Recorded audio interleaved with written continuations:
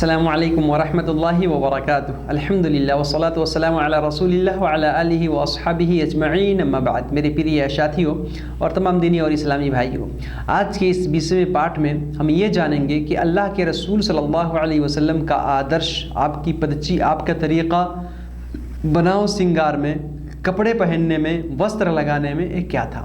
इसमें सर्वप्रथम ये है कि आप सल्लल्लाहु अलैहि वसल्लम जो है खुशबू को, सुगंधित चीज़ों को बहुत ज़्यादा पसंद करते थे और अपने शरीर पे जो है उसको ज़्यादा जो है लगाते थे, उसका प्रयोग करते थे।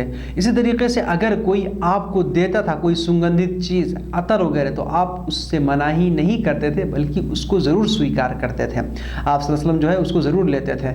इसी तरीके से आप सल्लल्लाहु अलैहि वसल्लम जो है सबसे ज़्यादा जो पसंद करते थे वो मिस्क एक प्रकार की खुशबू है, सुगंधित चीज़ है, एक अतर है। आप सल्लल्लाहु अलैहि वसल्लम इसको बहुत ज़्यादा पसंद करते थे, बहुत ज़्यादा जो है आप इसको मन पराते थे।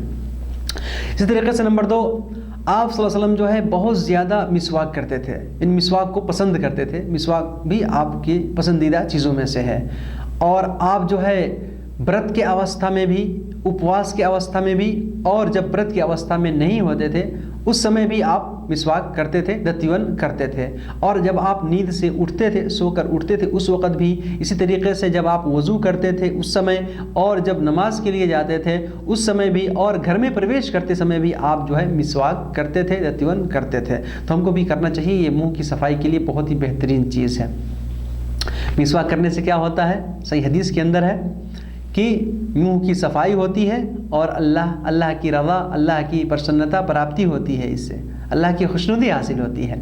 इसी तरीके से नंबर 3, अल्लाह के रसूल सल्लल्लाहु अलैहि वसल्लम जो है सुरमा भी लगाते थे। और आपने कहा खैरु इक्तिहालिकुम अल इस्मिद, इस्मिद एक प्रकार का सुरमा है। आपने फरमाया सबसे उत्तम सुरमा है, इससे दृष्टि में वृद्धि होती है, इंसान की नज़र जो है उससे बढ़ती है, उसमें वृद्धि होती है, और जो भौं हैं, जो बाल हैं, वो जो है इससे उगते हैं मेरे भाई। इसी तरीके से नंबर 4, अल्लाह के रसूल सल्लल्लाहु अलैहि वसल्लम जो है यानी कंघी भी करते थे अपने बालों में। कभी बजाते खुद कर लिया करते थे, कभी कंघी खुद से कर लेते थे, और कभी आपकी पत्नियाँ, आपकी बीवियाँ, ख़ासतौर से आयशा रज़ी अल्लाह ताला अन्हा आपके सर में, आपके बालों में कंघी करती थी। और आप सल्लल्लाहु अलैहि वसल्लम की पद्धति ये भी है कि आप मतलब सर को कभी कभी मुड़ा भी लेते थे, बाल को साफ भी करा लेते थे, लेकिन आपका तरीका ये था कि आप बाल मुड़ाते थे तो पूरा बाल मुड़ाते थे, और अगर छोड़ते थे तो पूरा बाल जो है आप छोड़ते थे। ये नहीं कि इधर उधर से कटा लें, आजकल कोई फैशन हो चुका है, इससे आपने मना फरमाया है मेरे भाई। इसी तरीके से नंबर 5, अल्लाह के रसूल सल्लल्लाहु अलैहि वसल्लम से जो प्रमाणित है या जो बात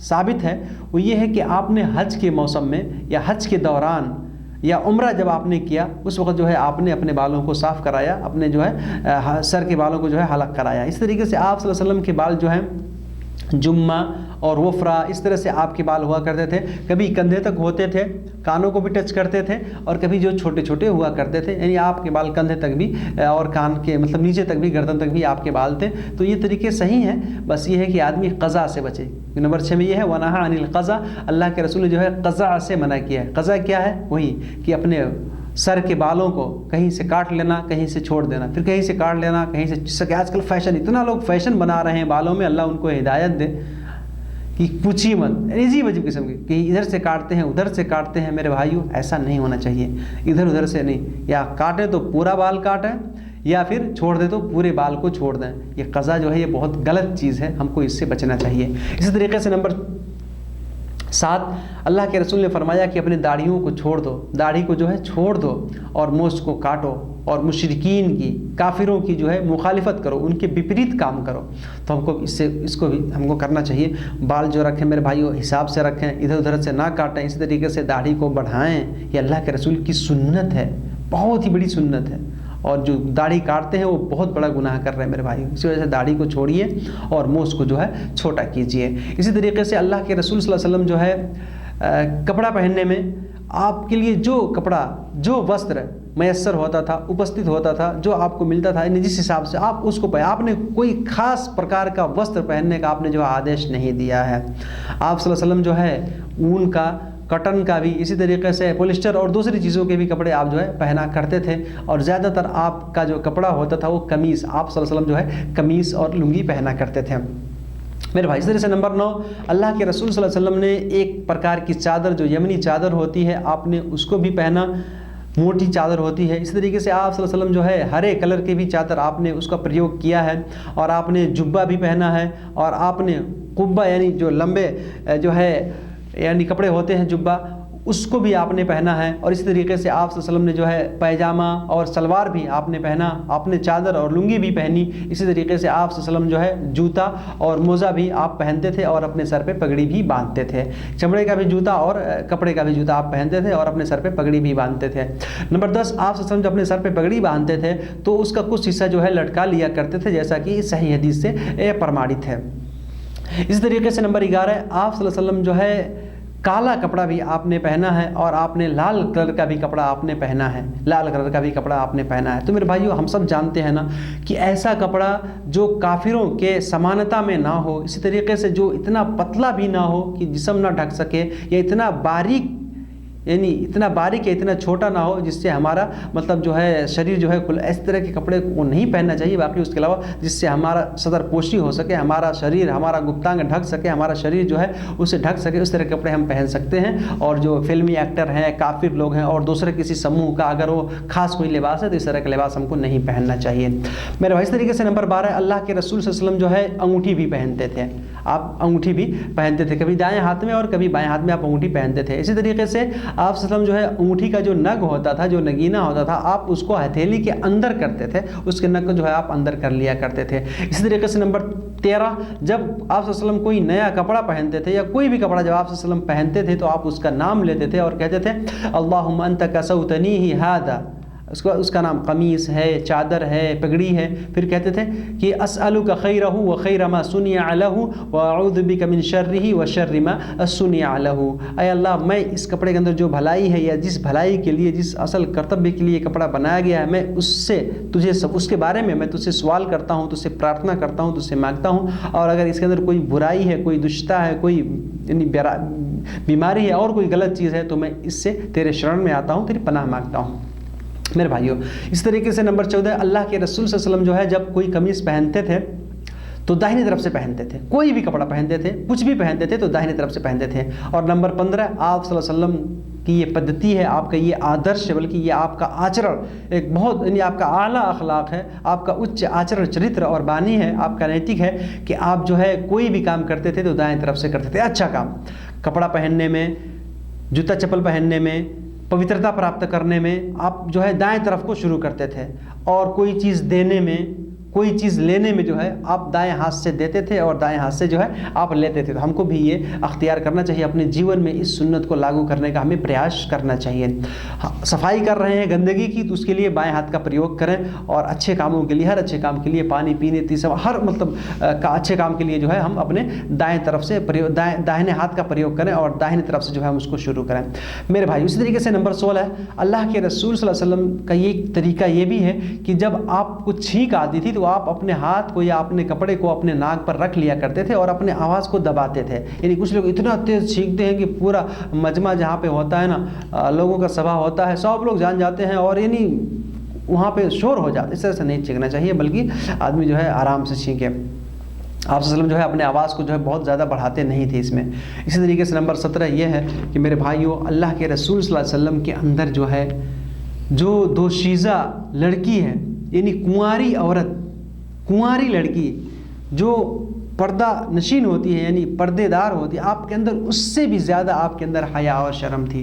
आपके अंदर उससे भी ज़्यादा जो है लाज हुआ करती थी। आप जो है लाज मानने वाले, हया और शर्म करने वाले थे। आज हमारे यहाँ क्या है, लोग घुटने खोल देते हैं और घूमते रहते हैं। मेरे भाई, ऐसा नहीं, सतर का छुपाना और यानी एक हया जो इंसान के अंदर होती है, हर एक मोमिन की एक शान, उसके अंदर हया रहे, उसके अंदर लाज रहे, उसके अंदर शर्म रहे।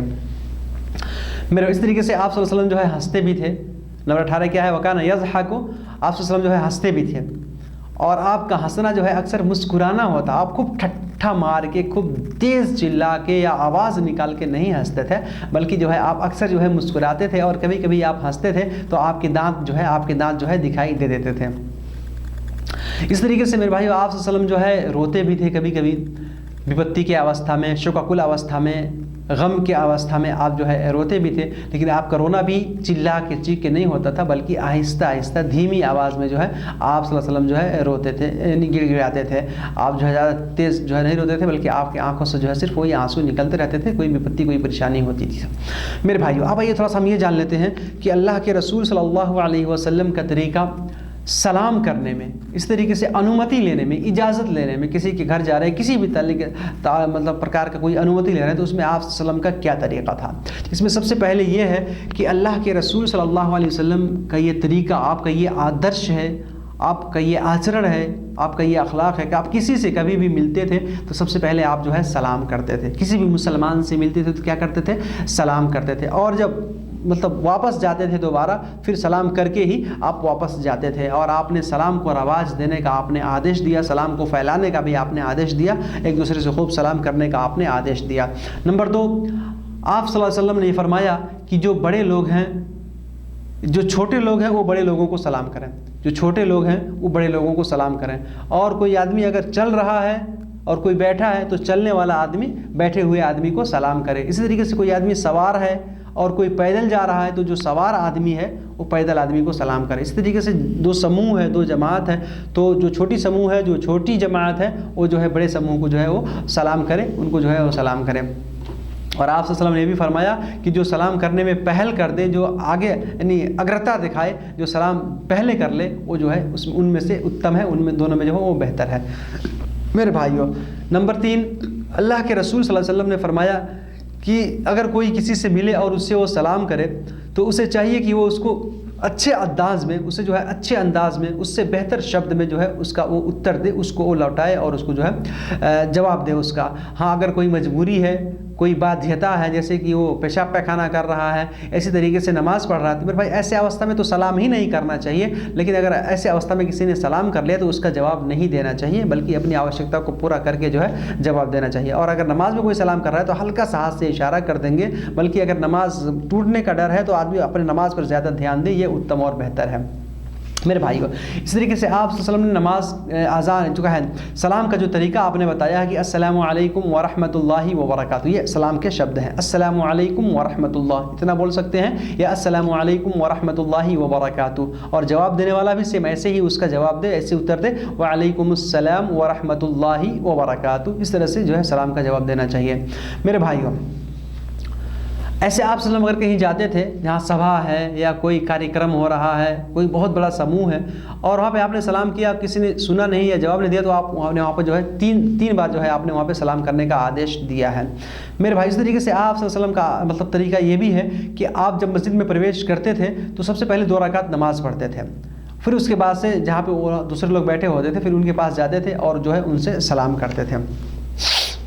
मेरे भाई, इसी तरीके से आप सल्लम जो है सलाम को हाथ से इशारा करके या सर से संकेत करके या इशारा करके जो है आपने सलाम करने से जो है आपने मना किया है, आपने जो है मना किया है। हाँ, अगर नमाज में है तो आदमी हाथ से संकेत करके सलाम का जवाब दे सकता है। तो हमको इससे हमारे यहाँ लोग क्या है कि जाते हैं बस सिर्फ हाथ से इशारा कर देते हैं, मुँह से इशारा कर देते हैं और कुछ बोलते नहीं।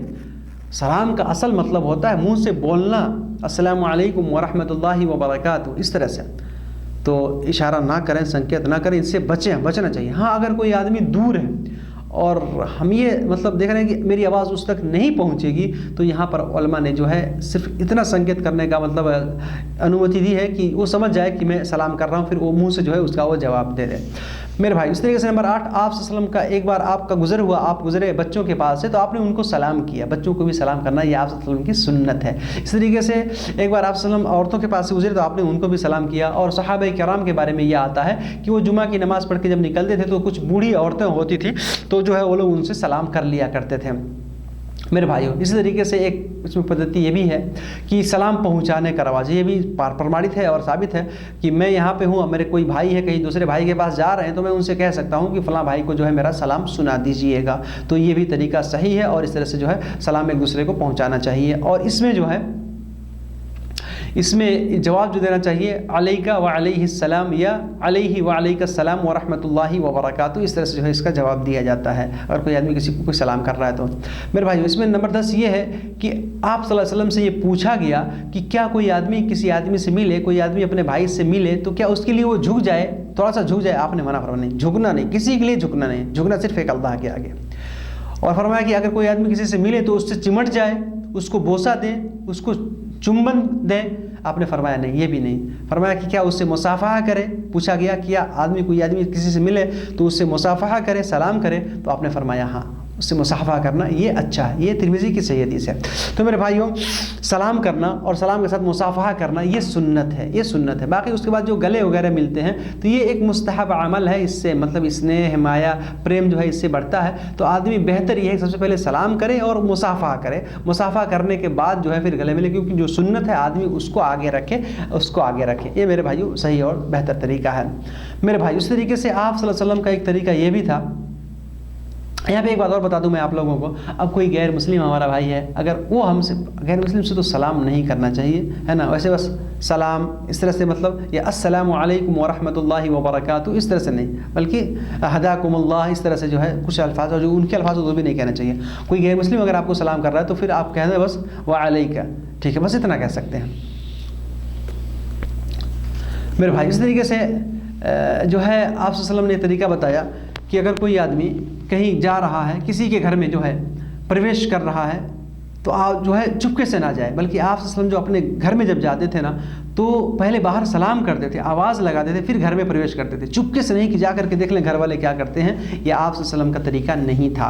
इसी तरीके से आप सल्लल्लाहु अलैहि वसल्लम पहले सलाम करते थे, फिर घर में जाते थे, फिर उनसे हाल खबर पूछते थे, कोई बात होती थी तो कोई ज़रूरत होती थी, कोई आवश्यकता होती थी, वो आप उसके बारे में उनसे पूछते थे।